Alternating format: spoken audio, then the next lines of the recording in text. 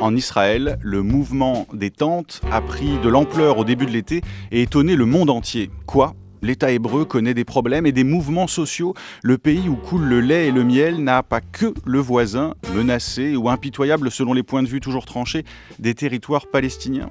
Cependant, en cette fin août, une actualité bien moins étonnante a repris les devants.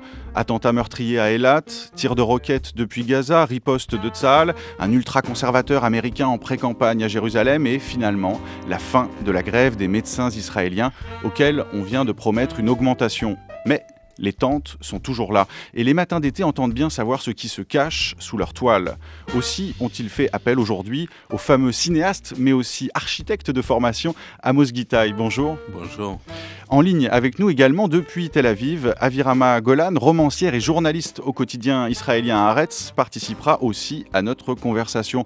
Bonjour Avirama Golan. Bonjour Martin, bonjour Amos. Boker Tov. Boker Tov. Amos Gitaï, le mouvement de contestation, je le disais, s'appelle le mouvement des tentes. Quel regard l'architecte que vous êtes porte-t-il sur cette forme étonnante sous laquelle se loge la contestation ? Ça me rappelle beaucoup mes études, parce que moi j'ai été formé d'abord dans le Technion, et après j'ai fait un doctorat d'architecture à Berkeley, aux États-Unis.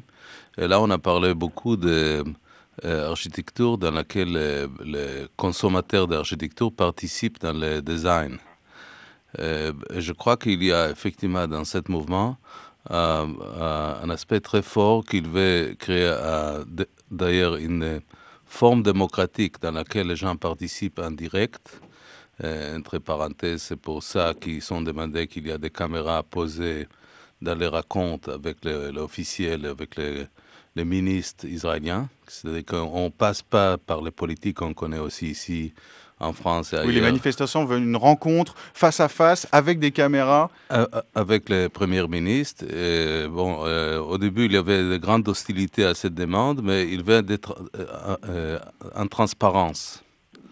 Et je crois qu'au début, il y avait beaucoup de gens qui critiquaient cette demande, mais je trouve qu'il est légitime, c'est-à-dire qu'il veut un sens dans lequel les Israéliens ne participent pas strictement dans les guerres que vous avez évoquées, les clouds, l'ombre des conflits tout puissants chaque jour, mais aussi ils veulent participer d'une façon directe pour donner forme à leur destin, et aussi le destin architectural. Alors, ils refusent, c'est assez adorable, et anarchiste dans le bon sens, ils refusent toute une procédure de préarticuler quel environnement ils vont vivre. Ils vont participer vraiment dans les procédures.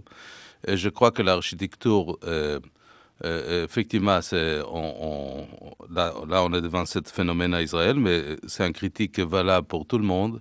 L'architecture, le grand architecte talentueux est devenu strictement concerné par des grands édifices, des musées, et ils sont complètement abandonnés, le housing, qui était une occupation importante d'architectes.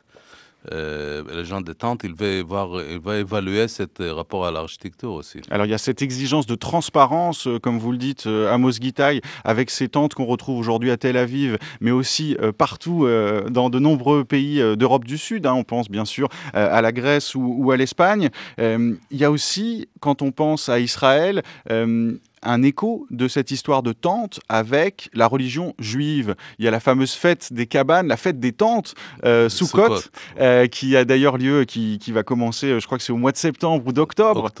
Octobre. Est-ce qu'il y a aussi quelque chose de cet ordre-là pour vous dans les tentes qu'on trouve à Tel Aviv depuis de nombreuses années ? Il faut le rappeler que ça a commencé en 2002, cette histoire. Écoute, nous, on est quand même, c'est-à-dire, sans généraliser, mais on est quand même en culture nomade. On est des bédouins, en quelque sorte. Et c'est peut-être un esprit qui est conservé des Juifs dans de très longues périodes de diaspora. C'est-à-dire qu'ils flottent sur la terre. Peut-être la création d'État d'Israël, c'est une conclusion politique des souffrances que cette procédure a impliqué. Alors, le premier édifice religieux, il était un temple, il n'était pas un temple. Mais je suis pas sûr que cette référence, ils sont tellement présente direct dans les slogans des manifestants. Révolte, oui. Au-delà de ça, de cette question des tentes, Amos Gitaï, il y a ce mouvement de contestation a démarré autour de la question du logement, qui est très importante aujourd'hui en Israël et très difficile pour nombre de personnes, puisqu'on parle d'une augmentation des logements de 50% pour le prix des logements, alors que les salaires ont peu augmenté ces dernières années. En quoi cette question du logement, elle est révélatrice de la situation sociale d'Israël aujourd'hui? Je crois que le problème, c'est que dans les longues années, c'est-à-dire graduellement, le gouvernement, d'ailleurs de gauche et de droite, idem, ils ont voté pour une économie complètement libérale. Les ministères de housing, de logement, qui était tout puissant, qui a construit dans les années 50 des projets très intéressants, dans lesquels mon père, architecte de Bauhaus, auquel vous avez consacré votre dernier film en particulier. Tout à fait. Et ses collègues, ils ont contribué beaucoup avec des idées très raffinées, comment on fait des housing, comment le rapport Tel Aviv et d'autres villes est témoin de quelques projets. Cette démarche était complètement abandonnée. Et le ministère de Housing, il est strictement actif dans les Cisjordanie pour construire des colonies au de Jérusalem-Est.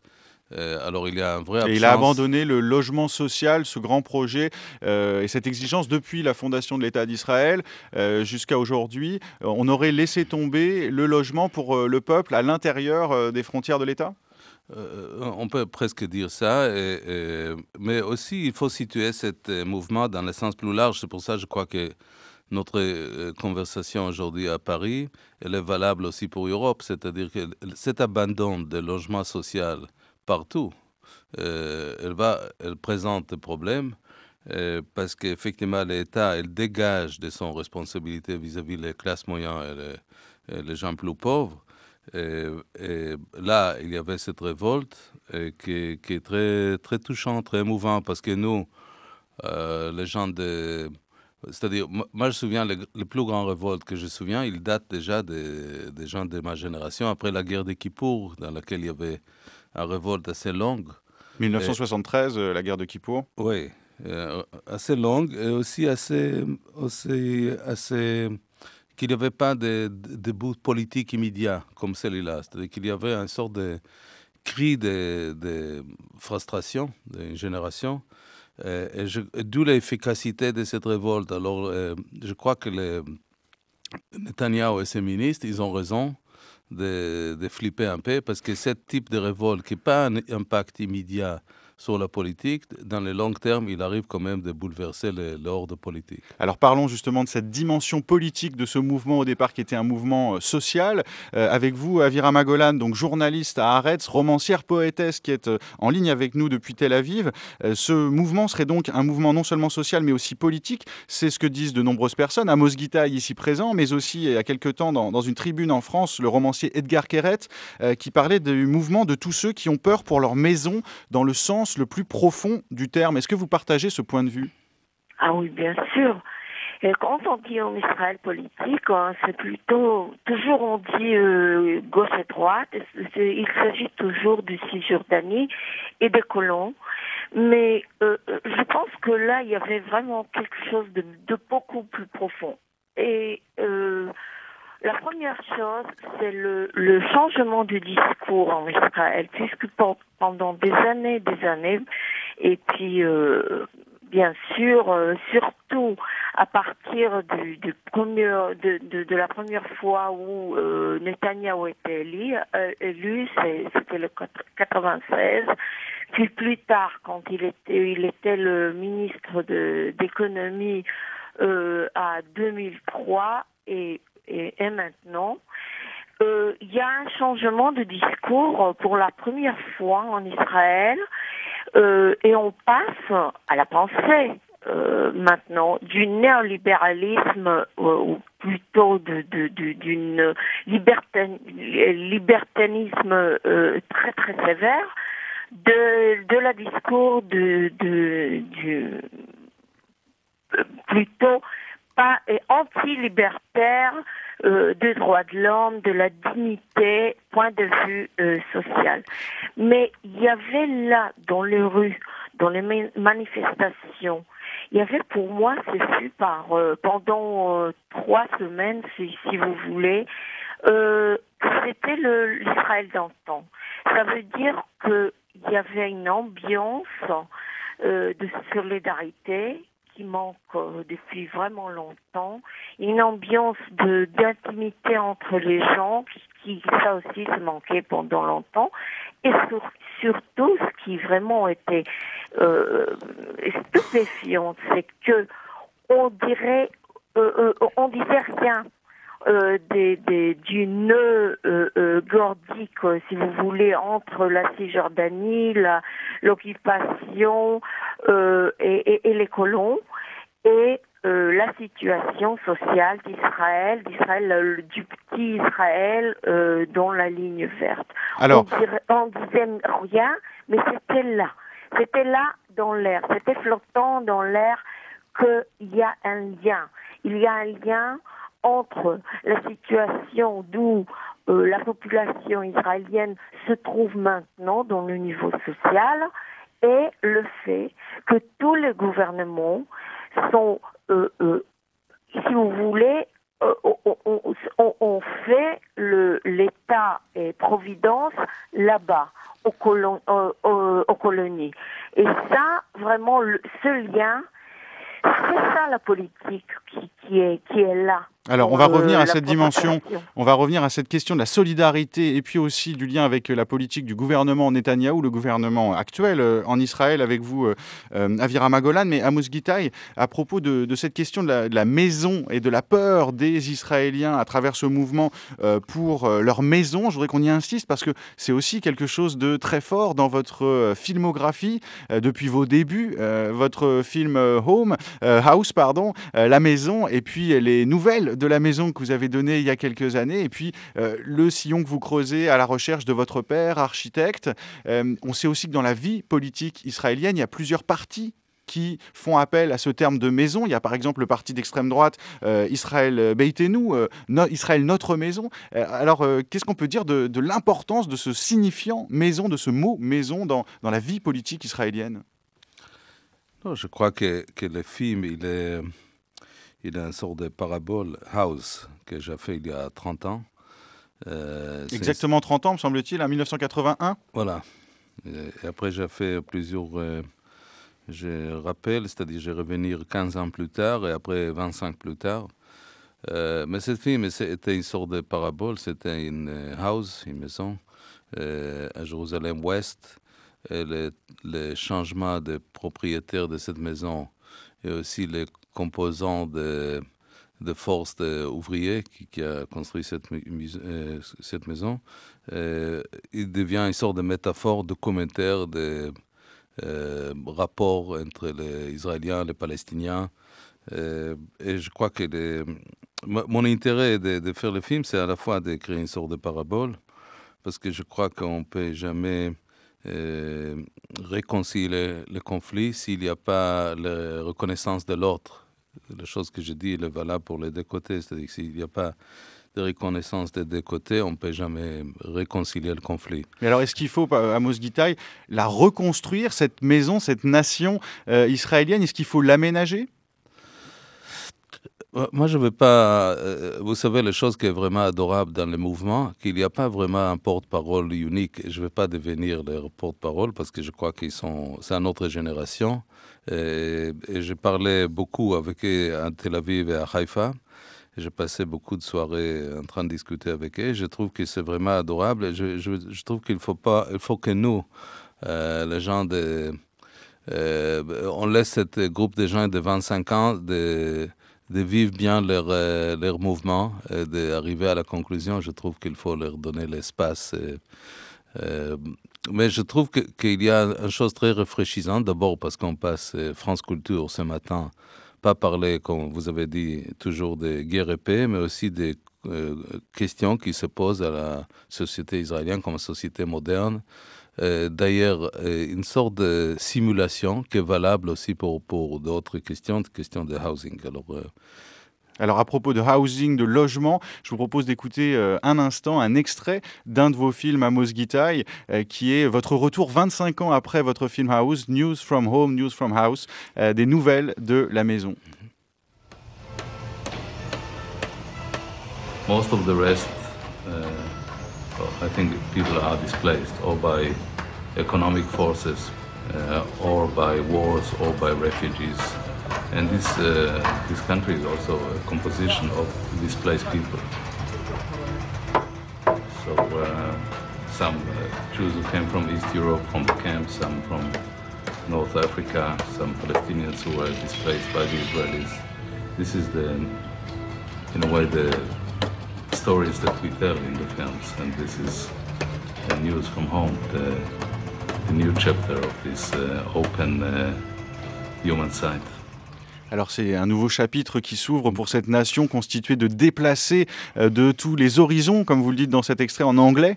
Oui, c'est une belle surprise. Je ne savais pas qu'on va écouter les bons sonores de House. Oui. Alors vous disiez à l'instant, Amos Gitaï, qu'avec ce mouvement des tentes animé par la jeunesse israélienne, il fallait lui laisser de l'espace, encore l'espace, pour mener elle-même cette lutte politique, ce mouvement de contestation. Mais il semble qu'au vu des dernières informations, il y a eu aussi des mesures prises par le gouvernement Netanyahou pour geler les prix du carburant, par exemple pour mettre fin à la grève des médecins qui couraient parallèlement à la situation des tentes. On a l'impression que ce mouvement pourrait peut-être se satisfaire seulement de mesures sociales. Mais s'il ne débouchait pas sur un changement politique, plus qu'un cri de colère comme vous dans les années 70, est-ce que ça serait une défaite pour ce mouvement ? Je crois que d'abord, ils ont raison de méfier des rapports au pouvoir, parce que le pouvoir, il va essayer de morceler leur... actuellement, il réussit par instant de confédérer des mouvements assez différents. Vous parlez tout à l'heure des grèves des médecins, mais aussi d'étudiants, des femmes qu'il faut payer des billets pour monter sur un bus si vous avez le poussette d'un bébé. Alors c'était très hétérogène et c'est la beauté de cette... La question des transports publics, oui. Voilà, c'est presque un hommage à un texte de Robert Musil, L'homme sans qualité. C'est-à-dire que comme il y a des dirigeants un peu détaché de cette tâche, qui est quand même les tâches de gérer ou de conduire Israël vers un autre horizon, il y a cette série de mouvements fragmentés. Et je crois que c'est ça que je dis tout à l'heure, il faut les laisser de confédérer ou de trouver les tonnes particulières. Ils sont très hétérogènes. L'acte lui-même de révolte, il est un acte positif parce que ça va renouveler la pensée de la classe politique israélienne. Et là, je suis d'accord avec Aviram, il s'agit de la gauche et la droite, parce que la gauche, surtout sur l'époque Barak, est devenue très détachée de Mifleget Avoda, des partis travaillistes. Ça restait pendant trop longtemps strictement un titre de cette partie. Mais Ehud Barak qui est aujourd'hui dans la coalition au pouvoir. Il est ministre de Défense. La gauche, le parti travailliste était content. Le chef des partis successifs, Amir Peretz, qui était un espoir de changer les priorités, d'aller vers une question sociale. Il était content d'être ministre de Défense. Olmert et Barak qui suit le même chemin. Alors, je crois que ce mouvement populaire, pas violent, douce, je peux dire même adorable, sympathique, elle pose cette question d'une façon efficace. Il faut qu'elle continue de faire ce chemin. Alors, Aviram Golan, à l'instant, Amos Gitaï, partage votre espoir, votre enthousiasme pour ce mouvement, la solidarité qu'il représente entre différentes factions de la population. On a pu le lire d'ailleurs dans les colonnes de votre journal Haaretz, sous la plume de Gédéon Lévy, qui voit tous les Israéliens unis selon les âges, les catégories, les sexes, les origines géographiques, etc., ou religieuses. Est-ce que vous croyez à un débouché politique assez, je dirais, révolutionnaire de ce mouvement ? Oui, mais ça va prendre du temps. C'est pas si simple que ça. Il y a deux choses en Israël qui m'inquiètent pour le moment. La première chose, c'est la faiblesse de la gauche israélienne. C'est vrai qu'il n'y avait pas une grande différence entre gauche et droite, autant que la politique d'économie.